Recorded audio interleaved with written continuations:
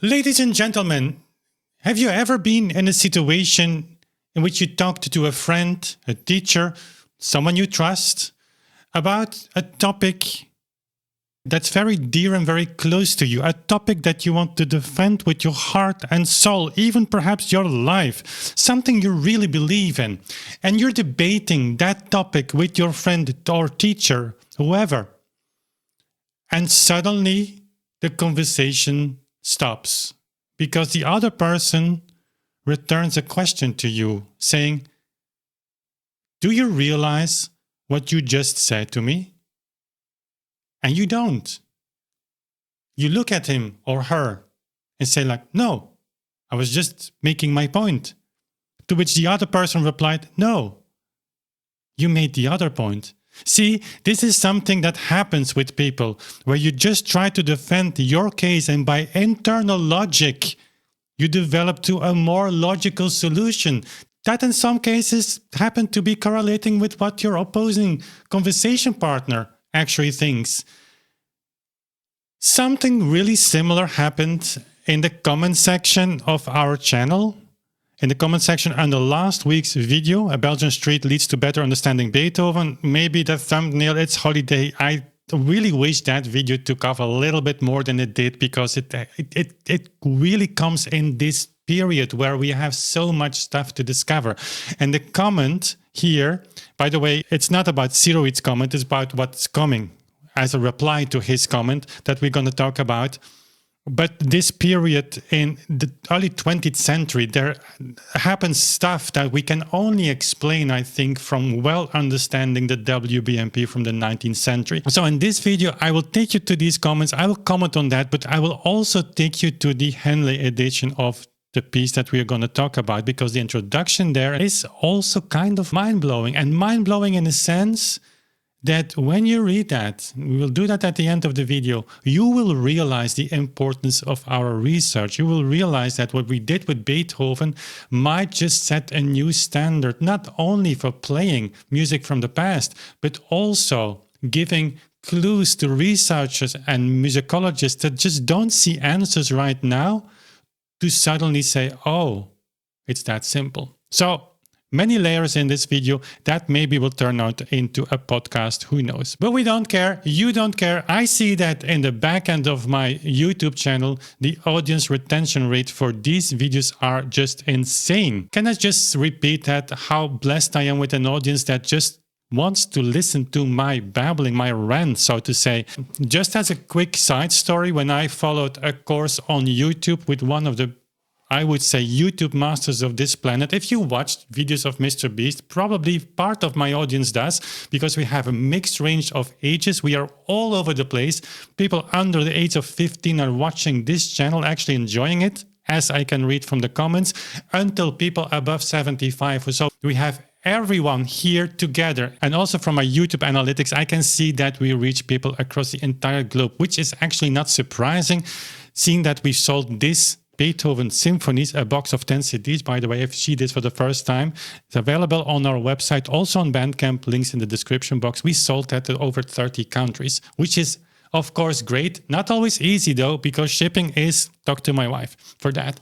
But when we had that course with Daryl Eves, well, we saw that 3 to 4 minutes audience retention rate on average, which is great. Well, on this channel, I'm happy. And I'm actually also proud, but it's because of you. We reach oftentimes audience retention rates over 10 minutes. That means that on average, when I make a video of 20-25 minutes, people watch more than 50%. That's just insane. Okay, that as a side note, back to the content of this video. So, on that video, A Belgian Street Leads to Better Understanding Beethoven, Zeroid made a comment where he says, I want to draw your attention to Anton Weber's Opus 27. The composer clearly says in the score that it lasts 10 minutes. With metronomes in single beat, it lasts 5 minutes. With whole beat, 10 minutes. The piece is from 1935, 1937. I know this piece. I knew that. I've never made a video about that, just because the context of Anton Weber and all the other pieces is something that I need to study more, and one cannot do everything at the same time. As I'm right now in the middle of producing a gigantic premium course on the notation and tempi of Beethoven's symphonies. For instance, if you want to check that out, if you want to be notified when that course is ready, just join our email list. There's also a link in that famous description box. So Weber writes at the manuscript here. You can't see it because I'm blocking the screen, but here underneath it says 10 minutes. When I zoom out, maybe you can see that. Let's try. No, it will be too small. Anyways, it says 10 minutes. There's a link on IMSLP. You can check it out there.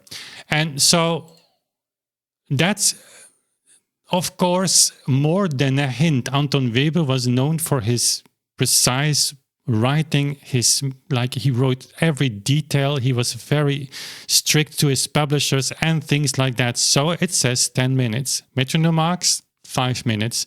It's exactly what we were talking about. Then we got some replies, like some people just applaud that. Of course, it's a mind-blowing fact. And then we come to Dima Zelenska. And you probably know the guy. If you leave comments on the channel approving or just saying, okay, I agree with you, Wim, probably you've seen this guy. He's all over the place. And yeah, I don't mind if it doesn't get, too crazy. Leave people in their peace on this channel. This is a channel that's focused towards whole beat. And if you make a comment, generally, that's maybe enough. Sometimes you jump into the other comments and you help people out, or you give your own reflection, or you start a conversation. That's fine. But this guy is really all over the place. But okay, fine with that. He says, how many of Weber's works for which both metronome marks and timings were given are whole beat? I looked at Drei Lieder, Opus 25, for instance, and those seem to be close to single beat. Circa 1 minute, quarter note 60, and so on and so on and so on. And he says, like in whole beat, that would be just under 1 minute 40 seconds. I found a YouTube video which lasts 1 minute 40 seconds, he means, or 1 minute 4 seconds. So neither, if it's 40 seconds, then it's whole beat. When it's 1 minute 4 seconds, then it's neither single beat or whole beat. Okay. Then comes Joris Lejeune, a guy that I know from a long time ago, organist.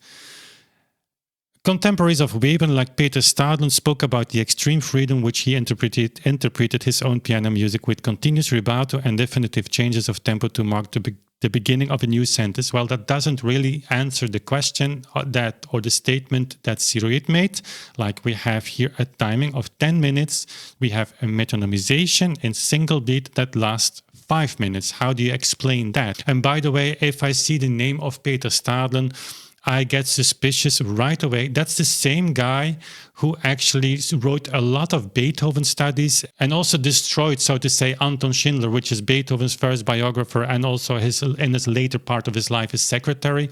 So that reputation on absolutely nonsensical grounds. I have to say that I'm really happy to see that Anton Schindler's name and also his reputation. You have to be careful with Anton Schindler. He sometimes exaggerates a little bit, but in the new translation of the conversation books in English, we see the first part dedicated to Anton Schindler. That's a hell of a statement. So Peter Stadlen, he is the one who supposedly found Beethoven's metronome in a kind of weird antiquity shop, and like, surprise, surprise, the width of the rod was missing, and that led into his theory that made a huge difference. Peter Stadlen is also the guy who introduced this theory where Beethoven might have just looked underneath the width of his metronome.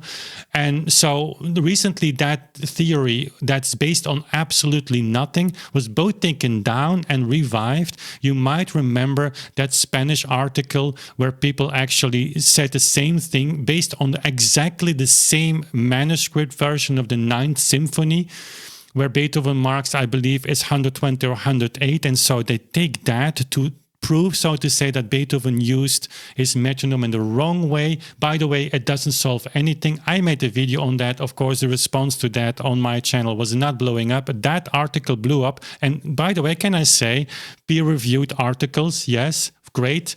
But where is the peer review board of that article saying that what they were reading is actually already published in the 70s by Peter Stadlen in an article that's not online? So I don't say that they just copy-pasted that article, but it's very close to. Don't quote me on this. I don't take a position. I don't suggest that they just actively took that content and revived, they might just have been inventing the wheel in the same way, but it makes no sense. There are no historical facts that just support that. And again, by the way, it doesn't solve anything. But Peter Stadlen's reputation as a researcher is like, that guy will not survive history. Let's say it like that. His memory, and that's of course what's being. Peter Stadlen was the one who premiered this piece, and also but made an edition much later. And so, okay, it can be true. It can be true that Webern on stage, or that he just let Peter Stadlen in that premiere of that piece do his own stuff, so to say, but it doesn't change the fact that in the score we read metronome marks and we read a whole beat duration. So it doesn't answer that question. Apologize for my rant on Peter Stadlen, but in Beethoven research, especially with tempo, this guy is taken, like, whenever people need him, do not go in the direction of whole beat. They use the articles or the publications that Peter Stadlen published. But if you look into Peter Stadlen's publication, you have to come, like, the guy was not crazy, but he was highly opinionated. He wanted to prove something. I mean, the points that he wanted to prove were oftentimes just ready already before he went into his research mode, so to say. So therefore, Peter Stadlen, yeah. Also, Steuermann commented that Webern played Opus 24 for him on the piano much more freely than when he was conducting. This might help to explain some differences. No, it doesn't help to explain some differences, because if you play more freely, then still, I mean, you come not into a double duration based upon your metronome marks.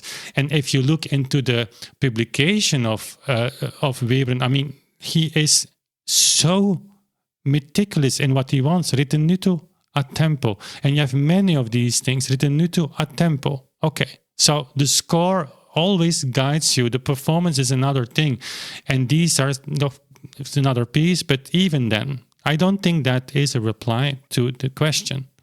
The bottom line is not this one little thing that we just subtract from this whole research and say, what can we say about this piece? You have to plug this piece of the puzzle in on that board.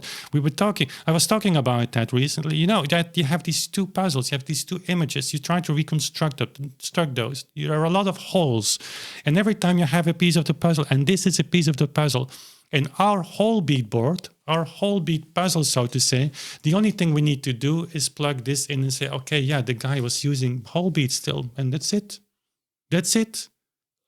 Case solved. If you want to plug this in onto your single beat board, you have to start deviating. Yeah, but Peter Stadlen said this, and he published that piece 40 years later when he, like, his memories, when it, 40 years later, he thought about a piece like that. And we have also other contemporary persons say, like, Webern used more rubato than, all these explanations that at the end, you have to say, like, okay, what makes more sense? It's just a whole beat duration. He just used a principle that was maybe in 1835, very conservative and long gone, because in that time, overwhelmingly, the publications you see are have single beat metronomizations, but still these people come from an earlier tradition. So you have to choose which solution makes most sense. But we go further. Then Dima says, thanks. I'm really not familiar with Webern, but he does seem to mark the tempo changes on his score with almost fanatical care. I like that comment because it's true. And also it makes, I mean, what he writes is like, okay, I'm not there with you. That's a good point. Sometimes every 2 or 3 bars is just what I showed. As if he doesn't want to leave anything up to the performer's judgment. Interesting that he allowed himself more freedom. That's what Stadlen says. But again, don't have to reiterate what Stadlen says about Schindler and Beethoven, and the way he is making his case is highly questionable. But not saying anything about it because I don't know in this case. But would it mean a performance that took twice as long? That's a very good question, because he comes back to what the original statement was. Hey, metronome marks, duration, 10 minutes, 5 minutes. How do you explain? And then comes Joris Lejeune back. Joris Lejeune, by the way, he published an article on Alcon. We're gonna come back on that with durations. It's, yeah, yeah, let's not dive into it right now. I will come back to that later. There will be also a part in the book that will be dedicated to durations, of course. If you are longer on this channel, you will remember that. But he is, for a reason, he is against whole beat for, I would say, not factual reasons. Like, he belongs to the group of people that just doesn't want to acknowledge that. And yeah, guys, I've said a lot of times, if you go on the comment section and you want to have a decent discussion, you have to summarize the points of my video. You cannot just take one sentence and without my comment on that sentence, just go from there to another direction. Nothing in this research is out of context. You have to always contextualize things. Of course, when you have here a fact, we have metronome marks and the duration. In the metronome marks and single beat give half, exactly 50% of that duration. Then you have two facts that you don't need to contextualize on its own. Apart from the fact, you have to plug this in on these two boards. Does it go into the whole beat direction or in the single beat direction? But you have to be, like, I'm not saying honest, you have to be serious. If you want to participate, you just summarize the points I made. And if you do that well enough, you have even more of my attention because, hey, we're in this together, eh? It's not that I just reject all opposition, so to say. I really read your comments. In fact, the book has benefited from your comments and also from people that are die-hard non-believers, I would say, because we need to understand how everyone thinks even. And I need to understand also why it is so hard to take a different position. We need to give an answer to that, and the book will give an answer to that. In fact, we will start with the frequently asked questions section. How cool is that? I think it's cool. Okay, let's continue. And then this is the comment that really got my attention. That is the moment where the conversation should drop, you know. You should be hearing a silent moment. Really interesting. If a composer as meticulous as Webern can override his own MMs, metronome marks, why not Chopin, Liszt, Beethoven? Usually, we only know the MMs on the printed editions. It's true because we don't have recordings, which by definition have to be precise. But the nature of most musical works is inimical to mathematical precision. And no doubt, performing composers vary the tempo to suit mood and occasion.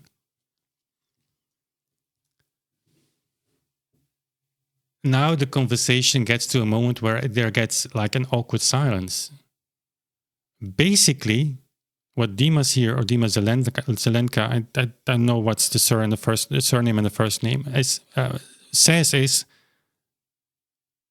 could this be a solution to the many impossible metronome marks we have? That's what he says. If a composer as meticulous as Webern can override his own MMs, why not Chopin, Liszt, Beethoven? Why would we want Chopin, Liszt and Beethoven to kind of posthumously override their metronome marks? Because they don't make any sense? And so this question, and therefore I have nothing against him being on the channel all over the place, because it seems to be that he's really searching for an answer. And you know my story, you know my backstory. It took me years to really fully understand the point that my colleague Lorenz Gradient made. It took me 7 years. I feel still so stupid. Because you could say like, yeah, okay, you're there on the other side of this camera. Here you type in comments and you have to do some things on your own. I had access to a guy who was researching this for 30 years. And I didn't see the point until I wake up in the morning. You know the story. And was this aha-erlebnis. And I felt so stupid still to the day. So I understand. He seemed to be really looking for an answer, but the answer is in the question. No, Chopin, Liszt, Beethoven's metronome marks were precise and accurate tempo indications. If you scroll back, I'm coming back to that in a second, and then you see why I'm a little bit harder on Joris Lejeune. First, it shows two facts. Metronome marks are not as absolute as this channel insists they are. Always important to keep this in mind. Why would you say something like that while you know that this is not true, and while you also know, or maybe you don't realize, that this is totally besides the case? We are not here to say to you, Beethoven, Liszt, and Chopin, they always played exactly according to their metronomization. That's not the point. That's a separate study. Well, we see from, for instance, Mikuli, that Chopin's metronome never left his piano. Why would that be? Just because these people could not play in time? With the remark of Mikuli just suggests that Chopin had a beautiful metronome, which he had. There is a metronome preserved that apparently was Chopin's, and that he just liked the machines, the way it looked so much that it was always on his piano. Or was it always on his piano? Is that what Mikuli actually suggests?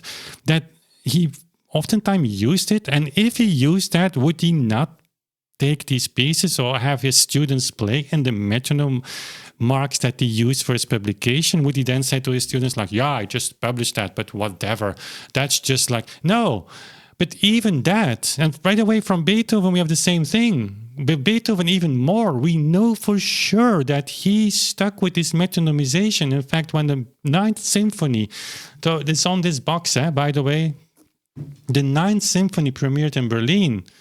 He wrote 3 months before he died to his publisher to wait for his metronomization of the Missa Solemnis, which we never received. But also, the premiere of the Ninth Symphony in Berlin was a big success, and he said, it is because of my metronomarks. So we know from Beethoven that he was not just a composer that was all over the place with his tempi, but it doesn't matter. The only thing we want to solve here on this channel is how that one moment where they gave a metronome mark for their works, that one moment, at the bare minimum, that metronome mark made sense for that moment, regardless how they played their works. And the problem today is they make no sense. So many metronome marks do not make sense, are unplayable, and everyone who says they are playable after all, I mean, what are you talking about? No, they're not. We cannot reach these speeds. And if we could, like speeds over 13, 14, 15, 16 notes a second, I mean, they don't make any sense. We cannot just perceive them. We cannot hear them. They would sound like clusters. So Joris Lejeune knows that, or he doesn't know that. But if you say metronome marks are not an absolute tempo indication, as this channel insists, well, where are your quotes for that? The book will have a selection of 100 quotes throughout the 19th century, even going into the 20th century, that all say the same thing. Metronome marks are a precise, accurate reflection of the tempo that's seen as ideal by the composers. And so why would you say that that is not the case? Where are your facts? Where are your quotes to back this up? I mean, you're in a public space here. People read that. And people might think, well, imagine people land on my channel for the first time on this video and they read something like that. They might say, okay, yeah, case closed. I mean, because that sounds true to us today. So be a little bit better than that, I would say. But Dimas is not the only one who is like asking a question here that really knocks on the door of understanding and having that moment of like, it makes sense. There is also in the Henle introduction to this piece something that is just mind-boggling. And of course, we are now on another level. 2016, Norbert Müllermann, they published the Opus 27, and they wrote about this mysterious duration. They also, by the way, are not so very positive about Peter Stadlen. Just reading that as an extra, Ulrich Scheidler has even called in a further source tier copies of the first print that were used when Webern studied his variations with several pianists. 2 of these copies from Peter Stadlen and Else Cross are extant. They contain Webern's entries on agogics and interpretation. I'm certainly mispronouncing that word, which, though highly revealing, are probably tailored to each student individually. As they aren't part of the general valid shape of the work, they are therefore summarily documented in the preface and don't enter into our edition per se. So what Henle says here is actually, they're interesting points, probably more personal than actually reflecting Webern's overall standpoints, and so therefore they're not important enough to be taken part of this edition. So they're just mentioned briefly in the introduction. But then it comes. Webern's music is known for its strict organization, and so it isn't any wonder that the source reflects these structural and systematic intentions. Among the 3 New York manuscript sources, accessible meanwhile online, which is unbelievable, by the way. I mean, we have it here. What a time do we live in? It's unbelievable. We have Webern's manuscript in a high-resolution scan. I'd like to single out here the autograph engravers model. The notation is astounding precision and clarity. That's a manuscript copy, I think. You are right if you suspect that such a manuscript hardly raises any question, and we arrive to the point. Add to that the first edition scrupulously corrected by Webern, and we get a music text that leaves virtually nothing to be desired. A clear matter, editorially, or so we might think. And yet in preparing the edition, we came across a contradiction not quite fitting into our picture of Webern's precision. And now it comes. And guys, think about this. When we read the next paragraph, you know about the WBMP, Henle doesn't know or doesn't take it seriously. And just think about these 2 boards. They are on the single beat board. And let's read together what the conclusion is if you don't accept the WBMP. But keep in mind, you have the solution probably to this. They say, on the final music page of the first edition, Webern gives 10 minutes as the work's total duration. This indication was apparently added shortly before publication, for it is lacking in all other sources, including the above-mentioned galley proof. In the print, the individual movements do not have any duration information, although several of the manuscript sources give 3.5 minutes for movement 1 and 1 minute for movement 2. There can be little doubt that this duration information goes back to the composer himself. Astonishing, but true. All 3 duration indications are obviously wrong! Exclamation mark. I mean, when in English text an exclamation mark is used, is very strong. Are obviously wrong! Exclamation mark. So you just said that Webern was so precise, but they're obviously wrong, based on the surely reliable metronome marks. So the metronome marks are surely reliable, but these timings are not reliable. You make that decision. You see, we are on a single beat board here. Movement 1 lasts from 1.5 to 2 minutes. Movement 2 about 30 seconds. The whole work takes barely 6 minutes. Wrong information for overall duration can also be found in other Webern works. Hans Moldenhauer also mentioned Opus 5 and 10 in his fundamental work Anton von Webern, Chronik seines Lebens und Werke Zürich, etc. The reason for this discrepancy remains a mystery. What's your idea here? I ask to you, what's your idea here? Write it to Henle. I mean, it's obvious, right? And this is one of the only reason that I make this video is not only to give feedback to the people who commented, and I hope they consider that to be genuine feedback. It's my position. I just, the only thing I can do is try to position or reposition their positions or their takes and just give them feedback, and hopefully this leads to this. Yeah, people need, if you're really very deep down into the rabbit hole of single beat, you need this aha-erlebnis. You need to have this moment of a shock where you see, oh my God, indeed, that reality, it's there. Why didn't I see that? It's that simple. Once you see it, you cannot understand that you didn't see it before. But I don't want to make the case for Anton Webern in his entire works to be a whole beat composer. For that, I don't know that composer well enough. I can assume That's just speculative, that when you dive into his work, that you will see some frictions, some contradictions, that there might be just a single beat and whole beat use. We see that with other composers as well. Again, that is a massive field of research that still has to be done. The only reason why it got my attention and I wanted to make this video, or the second reason I would say, is to show to you that when you do not accept, by default, I would say, because by logic, the WBMP is not so hard. The case for that is not so hard to be made. So by default, as a principal position, you reject that. Well, then you will come to a lot of these points, a lot of these contradiction frictions, where you don't have an answer. As to a point even where Henle Verlag, Henle Verlag is the pinnacle of editions. That's like the texts and the scores that Henle Verlag produces. I would love to see them produce scores without fingerings, by the way, but anyways, that's a whole other story. But the score and the annotations and the seriousness that they take is like of the highest level.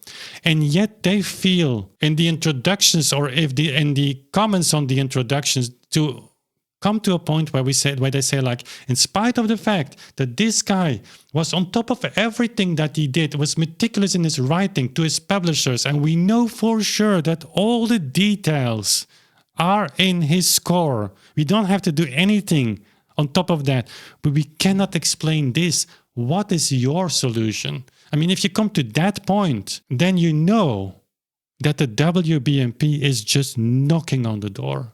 It's just right behind the door. And when you just take the handle to open the door, just go to the door. It's enough.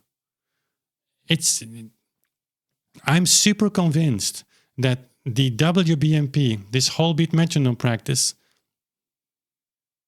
will break through. There is no stopping. This is not going away. The book that we're working on will be published. The manuscript is ready. It's just like there's so many details that we have to go over. We have to be so careful. We're a small team.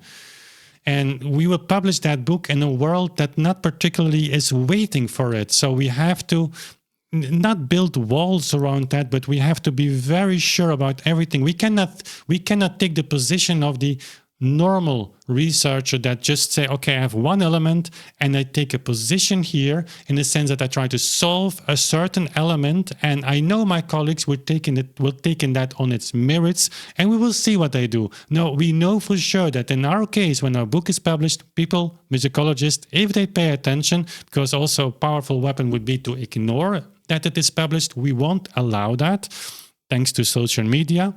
We will prepare also for a huge promotion campaign, of course, as we're going to do that with the symphonies. I want to say, and I have to tell you, whenever you speak to persons, they are just like, why didn't we hear about this before? So the book won't disappear, but they will go through everything, I'm sure, and they will try to find that one sentence here and one sentence there and say, hey, there you're wrong, therefore the entire book is wrong. So we have to be very, very careful.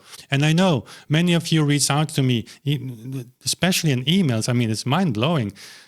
Guys, I'm so thankful for that. Saying to me like, Wim, we see your videos, you're not alone. There are many more people behind this. For me, of course, here I'm sitting in an empty room talking to a camera. I know I'm talking to you, but I don't know exactly who I'm talking to. There is apparently a silent majority that's just waiting for these things to be published. But anyways, the bottom line, the point I want to make is this idea of the WBMP, this concept solves so many things. Are they gonna mention this in Henle Verlag's next edition? Good question. That's a question I would like to leave you with. Leave it to me in the comment. Maybe you know people who work at Henle. Maybe you feel energized enough to contact Henle. Just point to this channel, give them my contacts. I'm happy to talk to everyone. Not to say, you're wrong, sir. How dare you? No, I was wrong for 7 years. Wrong. In the sense that I was taking a position that was like in no man's land. Everybody was like, the people that now say, the people that You know, on my channel said like, Wim, before you started with this, you were such a great musician. Why do they say that? Because I just took my own tempi, and people are fine with that. It's just when you say like Beethoven left metronome marks for you. He is the composer. He is the commander-in-chief, if you want to use that word, of his symphonies. We don't like that today. Where is my input?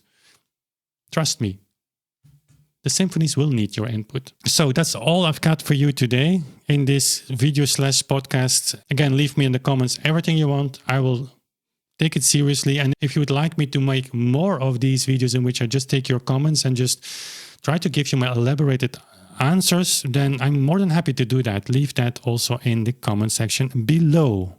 Again, that's all I've got for you today. Thanks for watching. We see each other soon again. Bye.